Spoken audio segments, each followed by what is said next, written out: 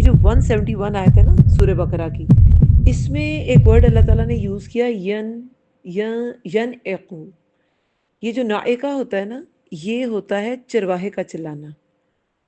تو جنہوں نے کفر کیا ان کی مثال ایسی ہے کہ انہیں اس کے جو چیخ کر پکارتا ہے اسے جو نہیں سنتا مگر پکار اور آواز، یعنی کہ جو چیخ کر پکار ہے نا وہ سنتا ہے، اس کے علاوہ کچھ اور نہیں سنتا. صرف پکار پکار ہوتی ہے دور سے، اور ندا ہوتی ہے دعا ہوتی ہے قریب کی آواز، کیونکہ ہم اللہ سے بھی دعا مانگتے ہیں نا، اور ندا ہوتی ہے دور کی آواز. تو یہ ایسی آوازیں سنتا ہے مگر اس کو سمجھ کچھ نہیں آتی. سمن بکمن امیون، بس وہ عقل سے کام نہیں لیتے، وہ عقل نہیں رکھتے. آپ نے غور کیا کہ اللہ تعالیٰ نے کن کو کہا ہے اور کیوں کہا ہے؟ کس نے غور کیا ہے؟ آپ کو پتہ ہے 159 آیت سے نا چھوٹی چھوٹی چھوٹی چھوٹی چیزیں اللہ تعالیٰ نے بتانا شروع کی کہ 159 آیت میں ان علماء پر لعنت کی گئی، کیونکہ دیکھیں سورہ بقرہ جو ہے نا مدنی صورت ہے. مدنی صورت ہے، اس میں یہود جو ہیں وہ پاس تھے. کفار کی بھی باتیں اندر، لیکن یہود پاس تھے. وہ کیا تھے؟ وہ اہل علم لوگ تھے. تو 159 آیت میں اللہ تعالیٰ نے علماء پر جو یکتمون چھپاتے ہیں آیات کو، ان پر اپنے سامنے نا قرآن ضرور رکھیں. جو میں آیت بول رہی ہوں آپ ان کو دیکھیں، جا کے کنسلٹ کریں کہ اچھا اس میں یہ ورڈ ہے، یہ ورڈ ہے. اچھا، وہ چھپاتے تھے احکامات کو اپنی دکان چمکانے کے لیے. تو دینداری دکانداری بن جائے تو پھر کیا ہوتا ہے؟ اللہ تعالیٰ کی لعنت مسلط ہو جاتی ہے. تو پھر اسی طرح یہ، اور دیکھیں ہمیشہ سے ایسے ہی ہوا ہے. دین کے نام پہ لوگوں نے نا اپنی دکانیں چمکائی ہیں، ہر دور میں چمکائی ہیں. اس لیے تو آپ کبھی فرینچ ریولوشن پڑھیں تو اس میں وہ دین سے متنفر ہی فرانس یا اس طرح کے ممالک اس لیے ہیں کہ دین کے نام پہ لوگوں کو بہت زیادہ ایکسپلائٹ کیا جاتا تھا، ان سے بہت زیادہ ان کا فائدہ اٹھایا جاتا تھا، مینیپولیٹ کیا جاتا تھا. خیر، پھر سورہ بقرہ میں 160 آیت میں کیا کہا گیا کہ سب پر لعنت ہے، مگر ایک ایکسیپشن بتائی گئی کہ جو اصلاح کر لے اپنے عمل کی اور واضح کر دے. وہ بینو، پہلے یکتمون والے جو تھے ان پر لعنت تھی، اور جو بینو جو واضح کرنا شروع کر دیں تو پھر وہ ایکسیپٹ، ان کی ایکسیپشن ہے، ان پر لعنت نہیں ہے. پھر 161 آیت پہ تھا جو کافر مر گئے. جو کافر مر گئے یعنی کہ کفر پر ہی مر گئے، انہوں نے دین کو ایڈمٹ نہیں کیا، ایکسیپٹ نہیں کیا، اس کو بتایا بھی نہیں، چھپانے کا جرم بھی کیا. تو پھر اللہ تعالیٰ فرشتوں تمام لوگوں کی طرف سے لعنت ہے. 162 میں کیا تھا کہ انہیں کوئی مہلت، کوئی وقفہ نہیں دیا جائے گا، عذاب ہمیشہ رہے گا. پھر 163 میں کیا تھا کہ توحید کی بات، کفار کا حال بیان کر کے پھر توحید کی بات کی گئی تھی کہ الہ تمہارا ایک ہی ہے. کہ سمجھ جاؤ اس بات کو، اس ڈفرینس کو سمجھ جاؤ.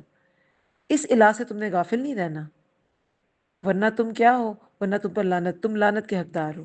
پھر 164 آیت میں اب یہاں پہ نا مثالیں شروع ہو جاتی ہیں، سمندر کی، کشتیوں کی، پورا واٹر سائیکل بیان کیا گیا، اور مچھلیوں کی کہ کھانے پینے کی چیزیں ہیں تمہارے لیے مچھلی، پھر اس میں سے سمندر میں تمہارے لیے کھانے کی چیزیں جیسے مچھلیاں ہیں، اور اس میں سے کچھ زیور ہیں، موتی نکلتے ہیں. اب یہ ساری باتیں ایسا لگتا ہے ایک مثال ہے اللہ تعالیٰ کی معرفت پہ. یہ مثال تو ہے اللہ تعالیٰ کی معرفت پہ، لیکن بات یہ ہے کہ ایک تصویر اللہ تعالیٰ نے پوری بیان کر دی کہ تمہیں میں نے یہ بتا دیا کفار کا انجام یہ ہے، اور جو مومن ہے، جو اصلاح کر لے اور جو قرآن کی آیات کو واضح کرے، اس کا انجام یہ ہے. اور میری یہ دیکھو، یہ ساری میری نشانیاں دیکھو، پھر بھی تم عقل سے کام نہیں لیتے.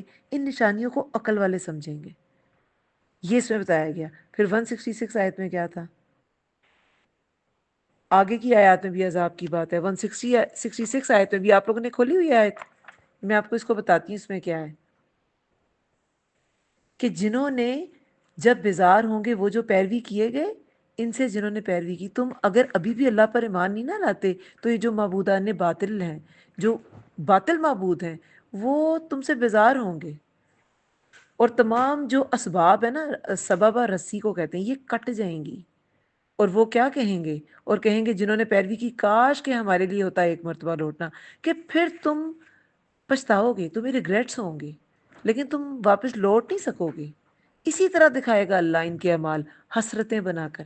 اب یہ ساری حسرتیں بتا بتا کے پھر یہ بھی کہا کہ شیاطین کی تم پیروی نہ کرنا، شیطان کے قدموں کی پیروی نہ کرنا، ولا تتبعوا خطوات شیطان، یہ 168 آیت میں تھا۔ پھر برائی اور بے حیائی کا ارتکاب نہ کرنا، اللہ پر وہ نہ کہنا جو تم جانتے نہیں ہو، جھوٹ نہ باندھنا۔ پھر آ کے ان سب آیات پہ آپ غور کر رہے ہیں، یہ ایک پورا کیریکٹر ہے جو اللہ تعالیٰ نے بیان کیا ہے۔ اور جب انہوں نے اور کہا جاتا ہے انہیں پیروی کرو جو اللہ نے نازل کیا، تو وہ کیا کہتے ہیں؟ وہ کہتے ہیں ہم تو اپنے باء و اجداد کی پیروی کریں گے۔ یہ سب کچھ دکھا کے وہ آیات جو میں نے سٹارٹ کی ہیں نا تب سے اب تک، اب سارا دیکھیں، اور اینڈ پہ ان کا کیا سٹیٹمنٹ ہے؟ ہم اپنے باء و اجداد کی پیروی کریں گے۔ لا یعقلون شیئا، نہیں وہ عقل رکھتے کچھ بھی، ولا یہتدون، اور نہ وہ ہدایت یافتہ ہوں۔ پھر اللہ تعالیٰ نے 171 میں بتایا ہے، اور مثال ان کی جنہوں نے کفر کیا، مانند مثال اس کے ہے ینعقو، جیسے چرواہے کا چلانا ہوتا ہے نا، ان کی تو مثال ویسی ہے۔ چرواہا جب پکارتا ہے نا تو وہ جو بھیڑ بکریاں ہوتی ہیں وہ اس کی آواز سمجھ نہیں سکتی، وہ کیا، وہ تو بے معنی سے الفاظ بول رہا ہوتا ہے نا، جیسے چلو تم ادھر کو ہوا ہو جدھر کی۔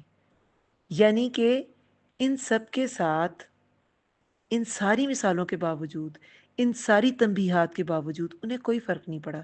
انہوں نے سب کچھ دیکھ لیا، اللہ تعالیٰ نے مثالیں بھی بتائیں پانی کی، اپنی وہ جو اللہ تعالیٰ کے نشانیاں ہیں قدرت کی، صرف قرآن کی آیات نہیں، دوسری نشانیاں جو ہر انسان دیکھتا ہے پھر بھی وہ نہیں سمجھے، تو وہ کیا ہے؟ وہ دیکھ کر بھی اندھے ہیں، وہ سن کر بھی بہرے ہیں۔ جیسے جانوروں کے بھی کان ہوتے ہیں، زبان ہوتی ہے، آنکھیں ہوتے ہیں، لیکن وہ بے مطلب آواز کو سمجھتے ہیں۔ اسی طرح کافر جو ہے نا وہ بے مطلب آواز کو سمجھتے ہیں، وہ صرف دعا اور ندا کو سمجھتے ہیں، دور کی قریب کی آواز۔ اس لیے انہیں کہا گیا سمن بکمن امیون، سمم بکمن امیون، وہ عقل نہیں رکھتے۔ بات سمجھ آئی اس کی؟